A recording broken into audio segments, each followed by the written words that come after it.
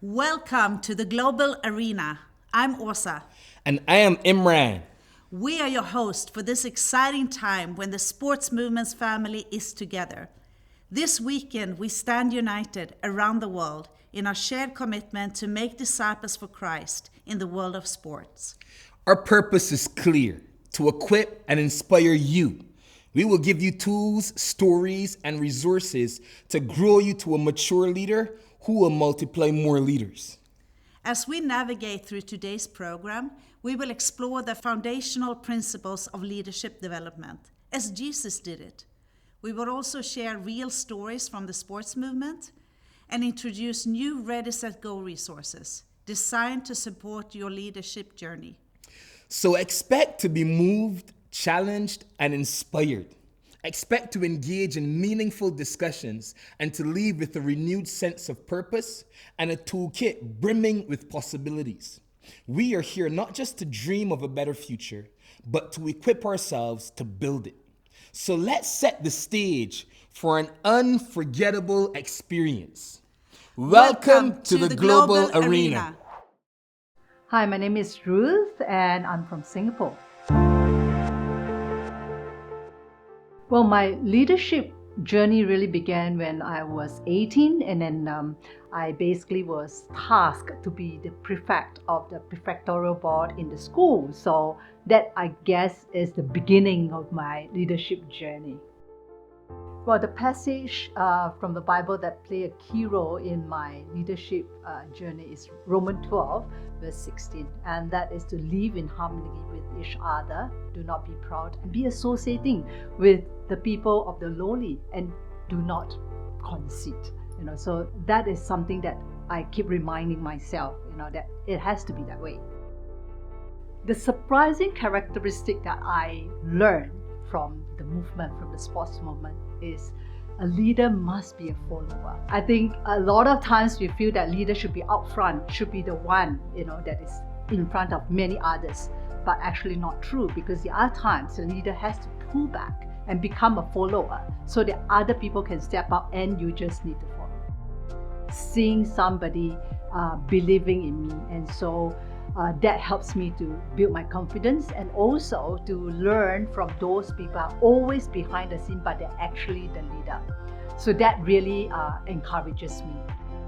Well, the mistake that I've made as a leader, I remember an incident when I was serving with one of my mentees, and it's just a little thing, but because I'm so task-oriented that I basically forgot about the relationship, and it just broke. I could feel it instantly. Basically, when I did it, I could just feel in my heart there's this, break in the relationship, and it took a long while. It was so difficult for me afterwards to repair the relationship. The time that I really doubted that I could lead is when everything is falling apart. Everything that I say or I intended to do didn't work out. And then I began to question, am I supposed to be here leading these people when I can't even handle this little thing? When you are in the deeps as a leader, you instantly feel that. I saw leadership model once before. I was with my senior pastor when we had an event that's on, because we belong to a small church, and basically when we had that event, it's a full force event, everybody's supposed to be in, but he was the first one that started to pick up chairs, arranging chairs, and setting up the whole thing for us even before we came on board to help him. So when I saw that, I said, wow, this is leadership. What I would say to young Ruth is, build relationship that will last. Be teachable and humble. You're never on top of anybody. There are many others that are more important than you or know much more than you. So be humble. Build a relationship, be humble, be teachable, and you will go a long way.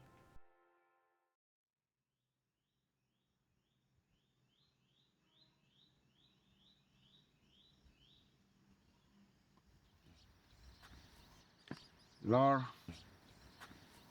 I thank you for my beloved country, Timor-Leste.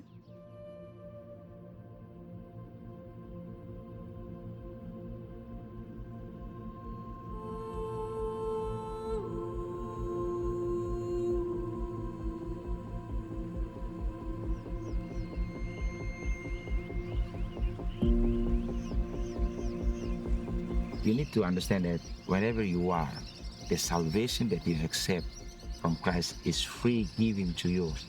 And then you have responsibility to share with the others. It's joyful when you see your disciple making disciple and this multiplication of generational discipleship. You wait for long and then finally, but you cannot express too much. It's full of joy.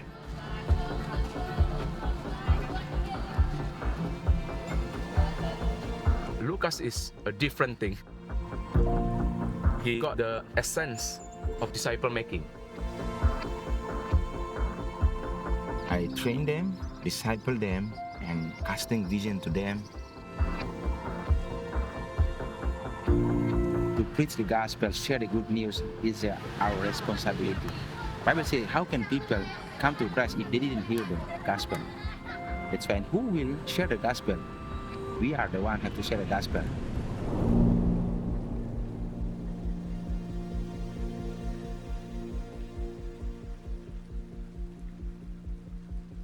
I pray that the blessing of God will come through this nation.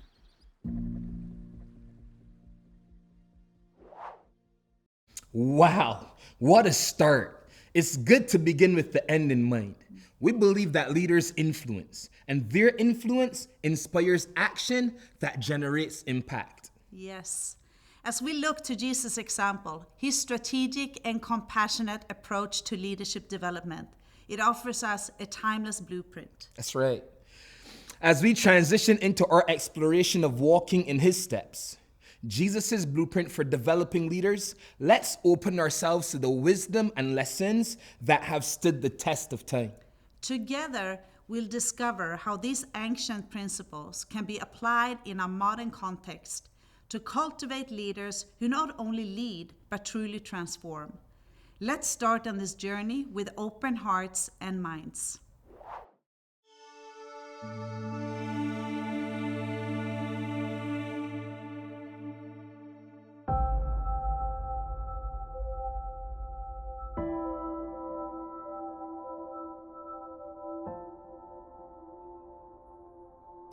No one else in history has had more of a lasting impact than Jesus, and he did it just in 3 years. Imagine if you could learn his secrets. Imagine if you had his authority.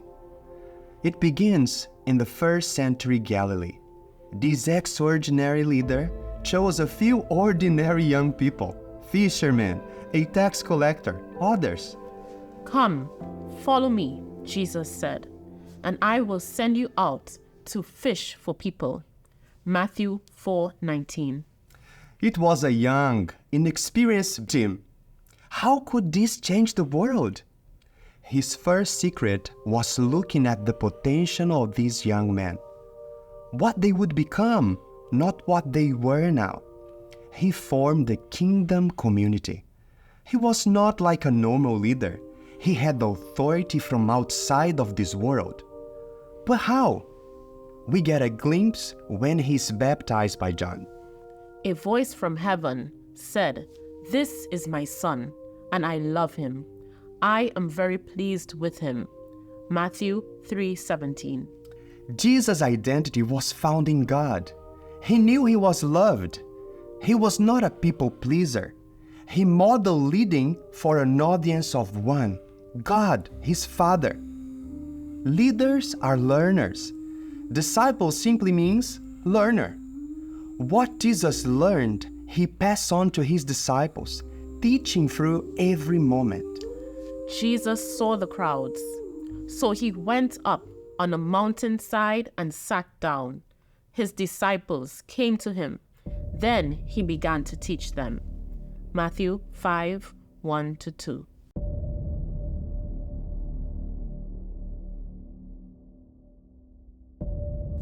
He was teaching God's kingdom way in his Sermon on the Mountain. A blueprint of how to be accountable to God and to each other. Everyone who hears my words and puts them into practice is like a wise man. He builds his house on the rock. Matthew 7:24. So for 3 years, Jesus and his disciples experienced life and faith. He modeled faith on a boat. He modeled authority by remaining silent. He challenged them to do the impossible.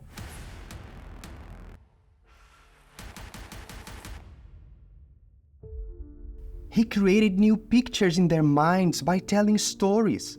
These stories are kingdom resources that have changed thinking throughout history. He was demonstrating, stay with me, learn from me, and become like me. Do as I do. He sent the disciples out in pairs. He gave them authority and responsibility, even as they were still young and learning. Jesus was the best mentor. He modeled authentic, kind, relational, servant-hearted leadership, showing selfless love all the way to dying on the cross to bear all the sins of the world. He was a leader who lowered himself to see others succeed.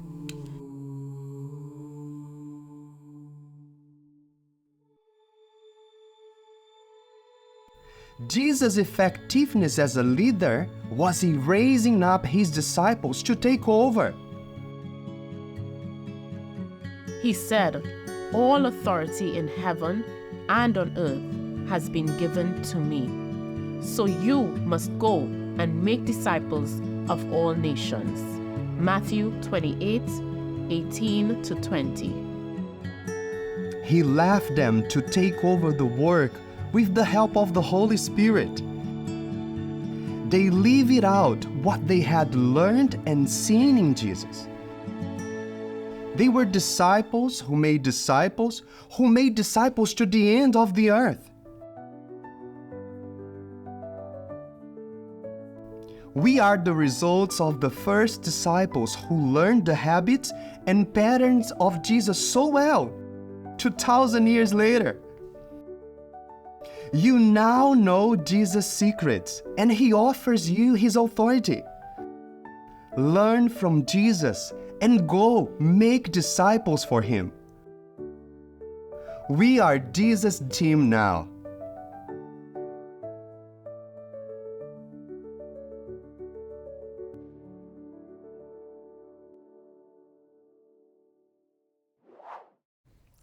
Reflecting on Jesus' approach to leadership, it's clear that his methods were intentional, relational, and transformational. As we go into our first discussion break, let's think about how we can integrate these principles into our leadership development strategies. So discuss amongst yourselves the Jesus methods and how we can learn from his example. You will have the opportunity to share your action steps.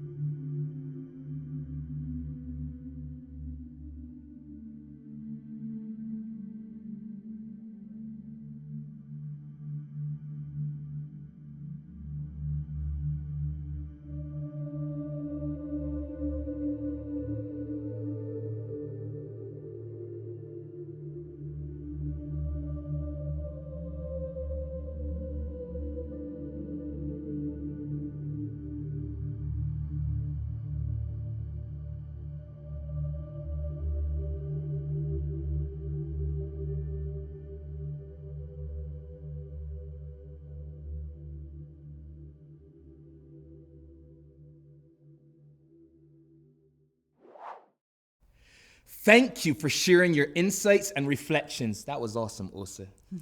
Building on the foundation laid by Jesus, let's explore how these principles are being brought to life in the sports movement today. In the next segment, we will unveil what we are calling the keys to leadership development, a collection of 8 keys for cultivating mature leaders.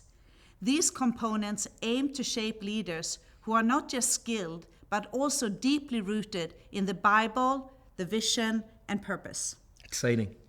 After we understand these ways to develop leaders, we will also introduce new content that will be available from today in the Ready, Set, Go library. Stay tuned. Leadership is one of those things that we've been hearing is really important. It's critical. As one person says, everything rises and falls on leadership. What has been your guys' experience in relation to your personal relationship with growing and developing as a leader? When did you first know that you were a leader, and what happened to catalyze that? I clearly remember like yesterday when I was 14 years old, my dad, Victor, came to me and said, "Son, I want to start a new business and it will require a training. And I'm looking for the partner and I want to start that with you." And he invited me into the process like a business partner, and I felt that I'm a leader in this business. Wow. For me, my leadership journey started when I was a little schoolgirl. When I was in school, where they appointed me as a class monitor, where they gave us this position and responsibility to take care of this class. And then I think from then on, I took over more responsibilities, being a class monitor, school captain. I think it just went on like that. Wow, man, amazing. Now we know that that was just the beginning of the process for you. There's so many leaders that have people who are following them, they're leading organizations or NGOs, but some leaders thrive while other leaders struggle. What do you think are some of those things that really help a leader to thrive? In my experience, I realized that the biggest mistake I've done is by thinking that leadership development is an event. I would bring people together for day 2 or 3 and think that after this event, everyone become a leader who will follow me, or they will have a crowd of followers. Leadership is not an event. It is a journey that requires multiple things, multiple milestones for multiple years. I'm glad that I had this mind shift, knowing that leadership is not about loneliness. It's about having someone with you together.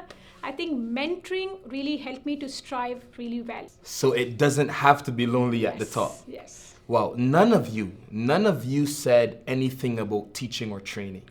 You said you've learned that leadership is a journey. You talked about the importance of mentoring or having a community. And I think this is critical because for us, what we've discovered as a sport movement is that there are 8 keys that contribute to one's growth and development as a leader. I think the previous video, we even saw Jesus's model where he demonstrated use of some of these keys. And so what are those 8 keys? 8 keys: teaching, resources, experience, mentoring, modeling, community, accountability, responsibility. Wow. Okay, so 8 keys. And she got it right. Wow, amazing. Good. Okay, one sentence on teaching. And Ivan, can you follow? Yes. Teaching. Teaching can be formal or informal, where you learn. It is well-structured instructions or best practices based on the Bible. Yeah, really good. And resources are powerful tools that you use or share with others or create for others. And experiences are those like really powerful God moments that help to shape who you are. Yes. Mentoring, my favorite. Walking along with someone where you're able to coach them. And models are about inspiring people or projects that you can observe and learn from. And community, the people in your life that encourage, inspire, challenge, and motivate you. Accountability, having someone whom you are accountable to. And last, responsibility, an opportunity where you can step up and show your faithfulness and transform. Wow, man, this is awesome. I have a few more questions for you guys. As you think about your own journey, which of these 8 keys have been really important in your life? Maybe like 1 or 2 at different points. That's interesting because all 8 played an important role in my life, but few things that really stood out was teaching, because both formal setup like training or informal setup as a team, we just casually talk. I really learned a lot about it, and I still do that. I still really like the teaching method. I still continue to listen to people and learn from them. Second thing was modeling. When people walk the talk, when I look at them, I get really influenced. I really do that. And one thing that really gave me a jump in my leadership development is mentoring. That was the best decision I made in my life, to have a mentor. Wow, thank you for sharing. What about you, Ivan? I can recall experiences when I was 15 years old. My friend and partner Sergey invited me to be part of his training team, and he gave me the opportunity to write things on the whiteboard as he was teaching. So that experience made me feel like I'm a teacher as well, which inspired and encouraged me to continue training. But also, I would say models. When we set up our first Cup of Nations in the city where we live, our ministry coach said, what are you going to do if people from other cities want to come, observe, and learn? So part of our project was to create a space for people from other cities to come and learn from this model. Wow, man, amazing. Like, I am so inspired by everything that you guys are sharing now. And I just have one more question for you. As you think about the sport movement and our emphasis on the leadership development journey, what do you think is really important for those watching to hear about leadership? In addition to everything that we've already said. Leadership is not just about what you do, but who you are. So character transformation into Christ-likeness is what leadership is about. Thank you. For me, being in the world, we usually think leadership as position, power. I think we need to change that thinking and see leadership as way we project Jesus to the world. Awesome. Well, there's so many resources that have been created around all of these ideas that we have shared, and we are excited to share these with you. You can access them, as you know, at resources에서.world. Now that you have a better grasp of these 8 keys for developing mature leaders, we are excited to release the movement's latest package of resources created specifically for leaders like you and me. They've been made in collaboration with leaders, coaches, athletes, pastors all around the world. They focus on building the leader, you, me, their holistic health, not just multiplying their work. So why focus on leaders' holistic health with God? Throughout the years, the sport movement has been growing rapidly, and it's been exciting. COVID, however, was a pivotal time for many. Some leaders felt burnt out and isolated. Some, like their passion, had been extinguished. This reinforced the need to invest more in resourcing the leaders themselves. As we looked through our resources, we noticed a few gaps. We were missing essential topics focusing on ministry to the leader. We wanted to see the kind of maturity described in Ephesians 4:11 and 13. Becoming mature and attaining to the whole measure of the fullness of Christ. So we asked these questions. What does a leader really need? How can we help a leader abide in Jesus? And how can we help them invest in their daily walk with Jesus as they constantly serve others, as they give out? You cannot lead others effectively when you are empty yourself. So what was the result? We added a few new areas of essential content to Ready, Set, Go. Under Set, we have added lessons on character development and wholeness of body, mind, relationships, and also wholeness of spirit, often called spiritual disciplines. These are essential parts of our mindset as maturing leaders. How can you access these new resources? Well, firstly, you can get the new training session notes in a kit like before. These sessions will add to the training material you might already have. The sport movement is a relational community. We love to train others face to face. We love to be with each other. And these new sessions can happen in a Ready, Set, Go training, in impact academies, in multiply schools. We also introduce the set of Live It Out kits. These will help you form new positive habits in your life as you learn. So go and check those out. Another exciting development flowing from the pandemic years is that we can now learn about mindset of the maturing leader in an online environment. So go to readysetgo.training to participate in a dynamic online learning community. You can enroll in different courses to learn more about our vision and our heart, as well as these new mindset sessions. These are for people new to the sport movement and also a refresh for anybody else. They are in many languages, so go and see if yours is there. On top of this, more courses are on their way to help maturing leaders with key skills like disciple making, Bible handling, team building, and facilitation. All these so important. Why is this so exciting? Well, many more people can now access the excellent Ready, Set, Go training and resources.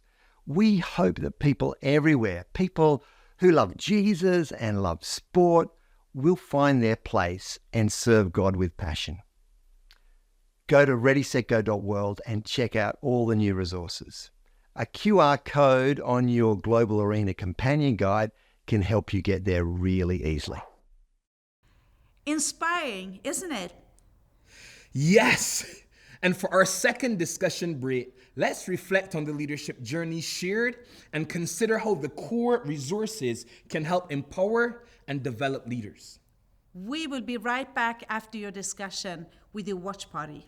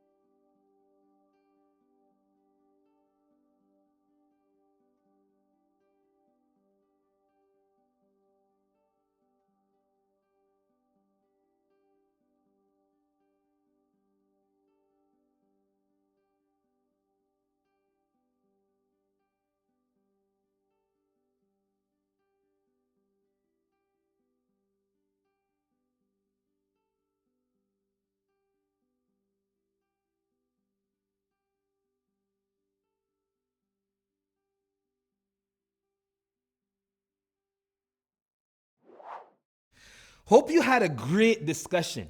These elements can help grow you as a leader and other leaders that you are raising up. Let's talk about leadership pathways. There are 8 principles created on the journey within our disciple-making priorities. Let's take a look at them. Through the years, the sport movement has grown as one family of 6 siblings. Go sports, go play, go fitness, go all ability, go action, and go game. This year, we're introducing specific journeys for leaders of 2 of these siblings, from the competitive arenas of Go Sports to the community-focused mission of Go Play. These journeys represent our joint commitment to holistic leadership development. Let's journey together into these new territories, ready to be inspired and to turn that inspiration into action. The pattern of play describes what sustainable disciple-making looks like in the world of competitive and elite sport. It starts with sports people. Anyone involved in competitive and elite sport at any level. We long for every sports person in the world to become a disciple of Christ.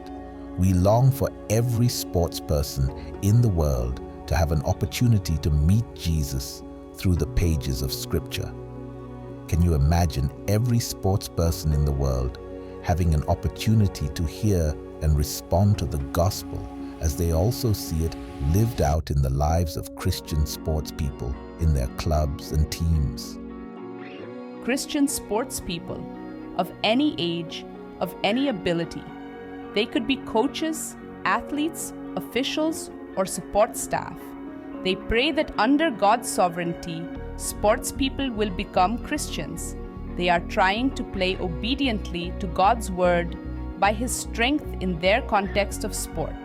They are looking for opportunities to say something of their faith where God has placed them. They are looking for others to join them so together they can be encouraged and make disciples in the world of sport. They are served by leaders who serve to make this all happen. Leaders find Christian sports people, help them connect sport and faith and connect them together to learn and encourage each other and support them to live out their faith in their world of sport. They do this as part of teams, looking to multiply the work of making disciples in the world of sport. They are also trained to deliver strategies which help sports people hear and respond to the gospel. These are sports camps, sports academies, sports mentoring. They are served by mentors. Mentors support the leaders and focus on how we can build long-lasting impact, which multiplies into reaching new people in new places and sports. This is our pattern of play. To enable this pattern to happen, we have created a learning community of mentoring, modeling, resources, and teaching for sports people. To give them the opportunity to see Jesus in Scripture, we have Mark's Gospel. It's designed with 6 Bible studies to help sports people understand the gospel and be given an opportunity to respond to Jesus. For Christian sports people, we have 12 core topics to help them connect their sport and their faith, which they can do in groups, learning with others, as Bible studies, as an online course, and through videos. Leaders have access to lots of training sessions available both offline and as online courses to help them build teams in their own local town or city. They have specific courses to help them deliver sports camps, sports academies, and sports mentoring. Mentors can be invited to join the mentor development pathway to give them depth in their understanding and a community to learn with. With cohorts all around the world, they can learn how to multiply sports ministry through innovative online learning, a research project, and face-to-face gatherings. All of this is being translated and can be accessed at Sports Online training on your desktop, tablet, or mobile for free.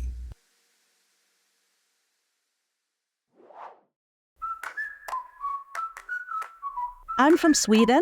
I have one husband and 2 teenagers. Over a year and a half ago, we decided to start walking as a family around our town, and we started doing prayer walks. When we moved into a new location and neighborhood as a family, we had our children play with the children in the neighborhood. Ever since the sports movement began, families have never been far from the core. Athletes have families, children and youth live in families. Everyone lives in a household. In the last few years, we have seen families take more priority in Go Play and other Go strategies. Family Fit was developed in the pandemic and continues to see families being discipled in faith, fitness, and fun. Now, a wonderful new piece of movement is spreading fast, and that is family on mission. It's a simple idea that every family and household, no matter what age, shape, or culture. So that means we have guests coming, staying over. We have youth that do sports because we live close to a sports school. They would invite their friends into the house for a meal. It's a biblical idea, going right back to the heart of Jesus' call in Matthew 5. Lord, we want to see your spirit move. We want to see revival in our town. And we want to see your will be done.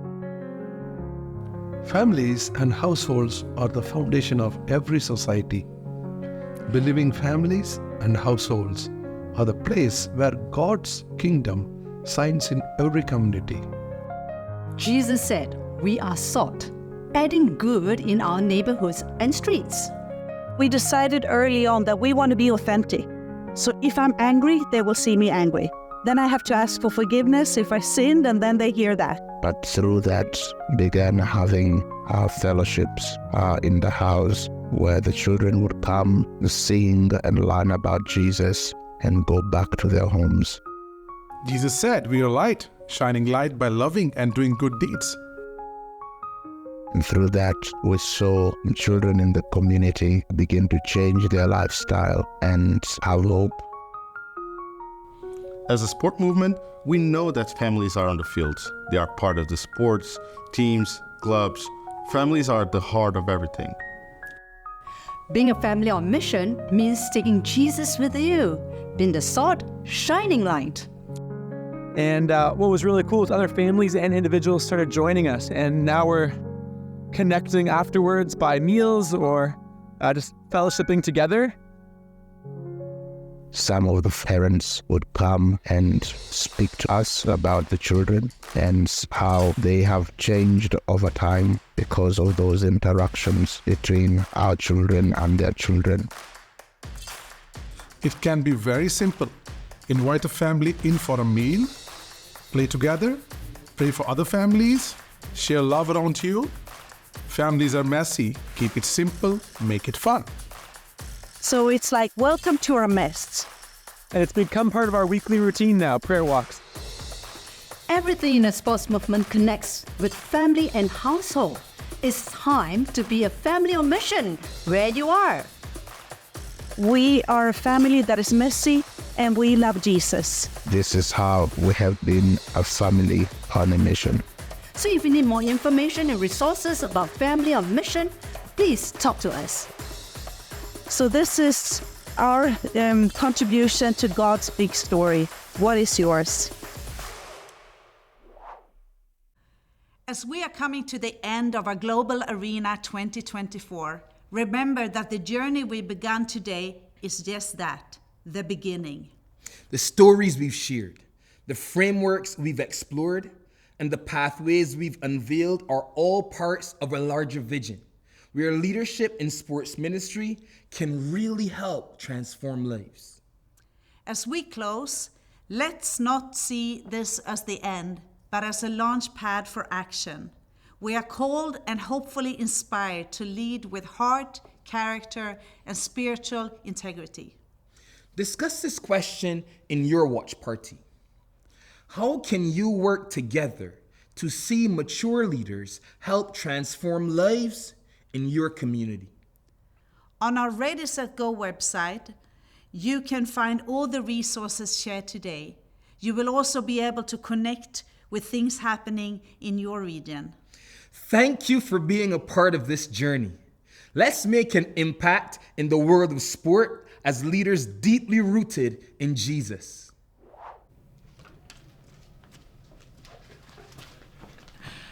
Wow, that was amazing. What a global arena that was. It's almost like we didn't want it to end, and I'm pretty sure that's how you feel too. But we must bring this to a close. And as we close, we want to leave you with a sport movement cause. Transforming sport everywhere. This is our call. We have a real heart to see the movement scale disciple making to every place, every culture, every locker room. But for that to happen, it's going to take growing, mature leaders to do it. Leadership is influence, and so leaders are influential. So we want ourselves and you to grow stronger as a leader, and in turn invest in others and pass it on, this type of information. And as you pursue Jesus and grow him, you can help others grow in him and for him also. It's just as we are challenged in 1 Timothy 4:16. Pay close attention to yourself and to the teaching. Persevere in these things, for as you do this, you will save both yourself and those who hear you. This is an incredible calling, isn't it? And one that we should take seriously, to invest in ourselves, to become stronger in our walk with Jesus and our walk with others, and help them do likewise, so that we can impact the world around us by persevering, going deeper, so that we can go wider together. So what are you waiting for? Take step 1 today. Say, I will be a part of transforming sport everywhere. All you have to do is go to readysetgo.world and download that resource that sparked an interest in you when you heard about it today. We are so excited to be with you on this journey, and we are looking forward to celebrating with you as you thrive. We really believe you will thrive, and we look forward to celebrating with you. So, together, join us and let's transform sport everywhere. Over to you.